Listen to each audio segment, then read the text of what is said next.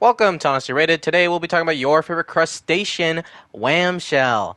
Wham Shell from Spyro's Adventure is part of an elite group called the Forgotten Eight. And today, while we take a look at his moveset and his design, we're going to see if he truly should have been forgotten, or, at least given like a Series 2. He got a light core, but, something a little bit more. But as tradition, I do also want to talk about Wham Shell's lore, because who doesn't like a good little story? So, how did Wham Shell even become a Skylander in Skylander lore? Wham Shell was a deep sea ruler of a kingdom, and, he ruled it pretty well. It was a utopia, it was super nice, until some greedy trolls, some oil drilling trolls decided to come down, disturb the peace, and Wham Shell, being a king, a ruler, with his mace that was passed down from other kings, decided to whoop their ass. And he doesn't want that to happen again, so he decided to join the Skylanders to prevent this from ever happening again. So, nice job, Wham Shell. It's like one of the first stories ever to not have Eon come in and be like, hey, I want you in this team. No, he decided to do it himself. So, good on you, Wham Shell. I'm glad you have a heart of gold. Just before we go into the moveset, though, I do want to mention that this whole series is run by you, basically, and that's by putting down what Sky you want to see next in the comments. If you want to see your Skylander, maybe your favorite one, maybe a Skylander you don't own and you just want a nice rating of it, just leave it down in the comments. I just pick them through. If I see more of one type of kind, I usually do that one first. So, yeah, just leave it. I'll eventually do it. I'm hoping to go through every single Skylander at some point.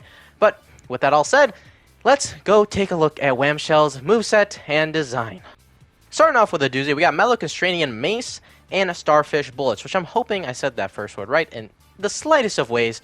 Wham Shell has a simple 1-2 punch and Maru with a projectile laced onto it, which I personally like. But Wham Shell's projectile is so laughably bad that it's really not useful in the beginning, in the slightest. And we'll go over it, but first I think we should go over the Mace instead as our primary. The Mace is a simple 1-2 and then hold combo, just like with most Spyro Adventure characters. And he does solid damage. At level 12, I'm doing 30-ish damage, and that is pretty insane for a Spyro Adventure character. He is able to kind of kill spell punks within 3 hits or 4 hits, which is pretty nice. There are some characters that are severely underpowered because of that reason, and his combo is a very nice combo move. It is him thrusting himself forward while twirling his mace that, for one, let me just say, looks amazing, and it does roughly 20 damage, so you have a 10 damage point decrease from just normally swinging. But it's nicer in that sense that it actually pushes back and can just launch enemies off of buildings. It's super nice. But with most combo moves, it also can get hit out of if you don't do it fast enough. And Wham Shell is a slow character in swinging his attacks and walking. And that's why also his projectile just doesn't work. His projectile allows you to shoot off 3 Starfish. 1, 2, and then 3. And then for some reason, there is a pause. It isn't infinite. You can't just keep shooting it over and over and over again without moving. And that's another thing. He can't move while shooting it. It is a standard turret style shot. And it doesn't really do a lot of damage. Our Mace is doing 32, but our Starfish is only doing 12. That is a 20 point decrease. And it's not really worth it. It doesn't do anything but damage. And, that could be fine if Wham Shell was faster maybe. But since Wham Shell is somewhat of a tank, that's what I would classify him as, he's not moving fast. He's doing slow and also doing a lot of damage, but this projectile just doesn't fit his quota in the slightest. So, realistically, for his first 2 moves, you're going to be using his mace a lot. You maybe use your Starfish for the beginning half, let's say something's charging at you, maybe you just start shooting at him before they get to you, but after that, the Starfish aren't going to come into play. It doesn't really help you in any of the slightest, and doesn't benefit you except for just the 11 damage. So you could just do it by doing the mace one time, and you do it basically like a 3x. So, Mace all the way. Starfish, just leave it for now. You can use it a little bit. Another doozy of a name, Starfishicus Giganticus, allows us to create a giant starfish and shoot it just like our normal starfishes. The only problem is that it is the starfish move, and to my knowledge, is that this is the first upgrade, and we're not anywhere faster. Wham Shell really doesn't have any way to move forward. That's actually really a combo move, is because it still propels him forward and still puts him in a better spot than he was probably a couple seconds ago. The problem with the Starfish is that you're standing still as a slow character that is probably getting chased around and having a hard time to actually pull off these shots without getting hit. Having to hold down our button now and make a big one without getting hit is basically impossible. You can do it. It is sometimes beneficial just because the big Starfish does more damage. It's doing up to 27. Does do pushback sometimes. If you don't have basically your mace inside of an enemy's body, it will push back and hit multiple enemies. Does have somewhat of a bigger hit radius and can hit multiple enemies if they're close enough. But with all those things combined, you're probably still getting hit. If you do get hit, it will cancel out the move just like your combo move. And you'll sit there looking like a dumbass, probably getting hit even more times, and just wish that you used the mace instead. So this upgrade maybe could have been better down the line, but as our literal first upgrade we can buy, not too great. I'm hoping the rest of these primary ones can maybe pick it up just a little bit, just to kind of help this out just a tad. But yeah, this is not pointless, but not the greatest as our first. On to our damage upgrades with King's Mace and Starfishicus Super Oralis. Man, I'm really hoping this whole long name thing string kind of ends off later, because I'm trying to wrap my head around these words and it's taking me multiple takes to talk about them. But they're damage upgrades. Not a lot to talk about here. Our Mace at level 15 is now doing 40, which is actually pretty cool to think about because we're only at level 15 and there's still 5 more levels ahead of us and a whole path that deals with our Mace. And I really wonder how much the damage output's really going to pull off with Wham Shell, because he's a tank. So if you can just pull off a lot of damage and just not really worry about how much damage you're getting taken, that's pretty cool. But the Starfish one is a little bit more to talk about because that is the one I'm having the most problems with. And the Starfish itself, it's still basically the same. I don't think the damage upgrades helps it a lot. Actually, the big Starfish does roughly 36 damage now, which is actually really close in line with the whole 40 damage we're doing now. So you can basically say, like, yeah, I'm doing as much damage as my Mace now. So at least it gets that props. But other than that, they're damage upgrades. Not much to talk about. Pstrike is the last thing in the primary and is something that he needed from the beginning. This actually kind of leverages a lot of things I just talked about Wham Shell and puts them aside. So Pstrike is just a simple move of electricity getting formed by putting your Mace into the ground. That's it. The thing it does, though, is that it shocks enemies and stuns them in an area for maybe 2 seconds. These 2 seconds actually matter a lot to Wham Shell's gameplay. Wham Shell is slow. When you stun an enemy and are able to run away with free of care and have optimal time to, I don't know, set up a combo, because if you hit an enemy, it doesn't automatically take them out of the stun. So you could do your combo move without getting hit out of it. Or maybe actually using the Starfish? I don't know why you would want to, just because the primary path doesn't really do a lot with the Starfish, except for the big one. I guess the big one does actually kind of help out a little bit. You can do it now without taking damage, and it has a really big area of hit that does 20 more hit points than our base Mace. This thing is powerful as fuck and helps out the rest of his moves significantly. And something I haven't mentioned with Wham Shell, just because it hasn't been really too prominent yet, is that groups really do fuck up Wham Shell a lot. He is a slow-based character in swinging and in moving, so when you have a lot of things trying to surround him at once, it really fucks up his gameplay a lot. So having something to stop that, and just maybe taking out a big crowd or stopping a big crowd and being able to position yourself nicely for, I don't know, again, a combo or using your Starfish, it's very, very nice. I'm hoping, realistically, this move doesn't really need much of an upgrade. I'm hoping it does get an upgrade just because I want to see what they could do with it even more. I don't know, just bigger area, something like that. Because it's a very nice move and really puts this whole thing together. But we're going to go on to the path now and take a look at his top path as of tradition.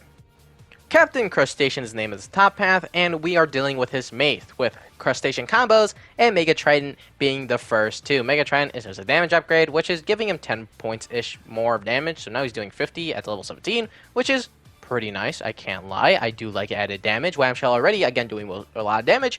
Spellpunks die in 2. That is honestly quite beautiful. And those stupid gosh darn sheep that shoot orbs die in like 4 hits too. So again, very nice. I like when things die quickly, especially for a character that isn't particularly supposed to be the strong, right? Like he is from Stars Adventure. It still really shocks me how strong this guy is. But we'll talk about the actual thing that matters, which is his combos. Because, you know, everything is Stars Adventure and Giants usually have a combo-based move at some point. And he gets 2 extra ones now. So the one with electricity or our special that we just bought does basically the same thing. After you do 2 primary hits and then press or hold the special button, it will now make him swing his mace from his back and shock the floor. And it's kind of like a trap-based thing, because it does actually kind of linger for a second. But I find that to be worse than just kind of using the move generally. I think just using Poseidon's Triton works a lot better than using the combo. The combo does like 20 extra hit points of damage, which, to be fair, is nice. I do like that. But it tends to not hit if you're too close to an enemy. It's a combo move that can be hit out of. And overall, I think you can just do more damage just afterwards. And I feel like you don't have to risk the damage being dealt to you by using that move. But we do have one more, and that is his Starfish. So if you do primary into his secondary, it now allows you to spin your Mace around, totally dumbing it around, unlike the other one where you thrust yourself forward, and you just, I don't know, it's like a weed whacker of sorts. You know, he just kind of holds it in front of him, and you just kind of wobble your way around. Again, I don't see a lot of purpose in it. I do actually see it to just kind of be like a chompy killer or a roach killer, something that kills just little things kind of quickly. Or a boss shredder. It is also just like something like the sheep or the big rat, something just to kind of like hit him a bunch of times. Now, I definitely think that maybe just hitting with the Mace at this point, since the Mace does like 50 damage, is probably faster. But around larger crowds, I definitely see the use in it. It isn't very useful, but, you know, I don't want to just completely say it's like nothing, because it does have some type of use. It's not completely useless, but is it very useful? Now that's the real question, and I wouldn't say not really, but it is cool. I do like it. I definitely think if I had to rank them, right, from his normal one from the beginning, and then these two, I say the bottom one is the Triton one. I definitely think you should just use Poseidon Triton normally instead of doing the combo, unless you have a big enemy that you can hit pretty easily. And then it goes into the little spinner one because it does have its uses. I do like it as just like a chompy killer or something to shred a boss really fast because it does hit really quickly. And then into the pelvic thrust one just because I like that one the most. It pushes back, it does everything I want it to do, and it does also multiple hits of damage. So yeah, that's my official tier list of Wham Shell's combos. I hope you enjoyed it. Last thing on the top path is Mace of the Deep, and just like the last thing as our last thing, this is fucking insane. This deals with Poseidon's Trident, and it also makes our Trident look fucking awesome, might I add. The last two Tridents we got were pretty dog shit, I won't lie. They're like pretty dog shit maces. Or I guess I'm saying Trident. They're pretty dog shit maces. I like this one a lot. It goes back to the gold and has some nice red. It's super nice onto them. But that's not what you care for. You don't care about what it looks like. You care about what it does. And what it does is fucking awesome. So, when you pull out this bad boy, it is doing 85 damage, which is basically the same fucking amount as our combo. So now we're basically doing the combo move without having to do it. So you can kind of see that also the combo wasn't really taken in place on how much damage it could do. It was bases this one. So that's kind of like, you know, it decreases that move just a little bit more than just what I just said. But what it does now is that it also does push back from its little red things that pop out of the ground. I don't know what the fuck they are. They're probably just spikes in general, but they're super good, and it hits even more farther back. Like I said, just having a big general area, it just doing a lot more damage, it having a bigger area. It's basically everything you need. This move is beautiful, and it helps Wham Shell so much. You just don't understand how much it helps. You do understand because I'm telling you how much it is, and you can hear it in my voice. So, yeah, this top path, very nice. I like it. I liked basically everything was in here. You know, the Mace got a little bit more damage to it, which is whatever. It got 2 extra combo moves, which I don't find completely useless, except for the Trident one now, just because now we are doing the exact same damage with the last one. And the last one really whaps at Wham Shell pretty well, and it does a lot of things for him that he kind of needed. It helps him clear out enemies quickly, helps him with those big areas, just looks fucking cool. I like the top path. Hopefully the bottom one can live up to its name so I can give Wham Shell a nice score. Here on the bottom path, we're going to take a look at the biggest fumble in history with Triplicate Starfish and Semi-Eternal Pursuit. These two moves had destined to be great. They had such good going into it, yet they fumbled the bag so fucking hard. Now, Semi-Pursuit, let me just say, it is really just a semi-pursuit. These Starfish, if they miss, they miss. They ain't coming back around. They ain't going around town. If you aren't looking at the asshole, and if they decide they want to curve around them and miss, they'll miss. I don't know why it's like that. I thought it was supposed to go towards the enemy, but fuck it, whatever. You know, the thing that makes me mad, the thing that really makes me mad about these two upgrades is the Triplicate Starfish. Because if you noticed it, put it in the comments. What do you think it was? What do you think is really making me mad here with the 3 Starfish? I'll tell you right now. When you hit 3 Starfish to one enemy, it is still only doing 1 hit of damage. Why? In what fucking world does that work? In what world does shooting 3 Starfish that have the hit points of 20 do only 20 damage to a single enemy if hit? Why? It doesn't make any sense. This actually would have made the Starfish move actually pretty nice. If you could do roughly 60 damage, which is basically like the same amount as your Mace, this would be nicer. Especially if you do the big one, because that would be like, what, 130-ish damage? That would have been super nice. But it doesn't fucking hit 3 times. It only hits once. And then again, if you do have like that semi-homing, whatever asshole thing at the end, it is going to different enemies, so it wouldn't even really be that big overpowered. I just don't know why they did it like this. It's super stupid in my opinion, and could have made it even better. It could have really rivaled up to the top path, but right now it just feels like I'm still using the primary thing because I'm still hitting 1 time. It's really weird. I don't like it at all. It's really a big fumble. I was actually looking really forward to it when I read the description, but when using it, it just doesn't make sense. It doesn't make any sense. Why does 3 hit 1? It don't make any sense. Then, Nightmare Huggers, the last thing in our bottom path, sneaks in and makes me question life even more. Because with Nightmare Huggers, we get to cling these Starfishes onto enemies and make them do added damage. Overtime damage. And the problem with this, though, is that you can cling up to 3 Starfish at once onto a single enemy. And what's cool about it is when you shoot one 3 clusters of a Starfish and they hit an enemy, they cling all 3.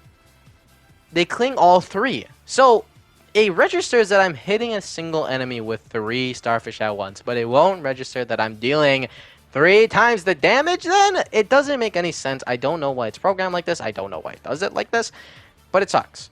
And I personally think the bottom path is way worse than the top path. The top path kills faster. The top path finishes a lot of the characters a lot quicker. I feel like I'm still using the primary path Starfish because it's still doing the same amount of damage. It's still doing everything like that. So it doesn't even feel like the bottom path is even worth it in the slightest. Maybe the extra add-on damage of 8 damage that happens every second. That's cool and all, but you see what I was doing on the top path? I was hitting for 80 damage with the fucking Super Triton. My Mega Triton. My Mega Triton that looks cool, and now I have a piece of shit lame-ass Mace on this one. The top path is the one to go with, if you can't tell by what I'm saying. And it really sucks, because this path, reading description-wise, is very cool. 3 Starfish. Oh. Damn, did you hear that? I don't know if you can hear that. It's holy shit. 3 Starfish. I think Poseidon's mad by how fucking stupid that was. Whatever. Let's just go on to the fucking Soul Gem and see if that's good. And also, maybe make sure that a tree didn't fucking break down next to my house. Last thing up we have is Carapus Plasting, which gives us even more defense. Hooray. It's fine.